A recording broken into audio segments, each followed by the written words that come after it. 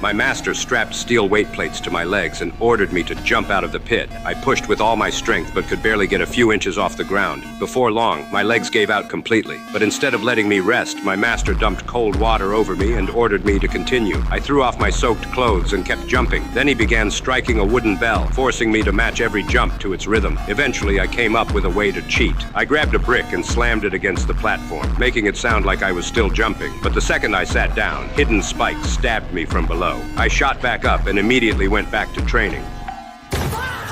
And even when the session ended, I still wasn't allowed to remove the steel weights. I could barely walk, but when my friends offered to carry me, I refused. After 3 months, my legs had finally adapted to the enormous weight, but the wooden platform suddenly collapsed, leaving me trapped at the bottom of the pit. I called for a rope, but my master wouldn't allow it. He told me to remove the steel weights and escape on my own. With all that weight gone, I effortlessly launched myself into the air. Without knowing, I learned the iron leg technique. My second brother also wanted to learn martial arts, but his teacher was a librarian. He ordered my brother to place sheets of paper on top of sharp stone spikes. There were so many spikes that to reach them all, he had to balance across them practically barefoot. After 6 hours under the scorching sun, he finally finished. But the librarian told him to turn every sheet of paper over, basically telling him to start all over again. This time, however, he had to step directly on the paper, and every sheet immediately ripped apart under his weight. His master ordered him to repeat the same task again and again. When we finally got some rest at night, I was horrified when my brother showed me what countless hours of training had done to his feet. But 6 months later, his master called him. This time, my brother crossed all the spikes without tearing a single sheet of paper. But just before he reached his master, the ladder to the second floor was suddenly pulled away. The librarian told him there was only one way up: jump.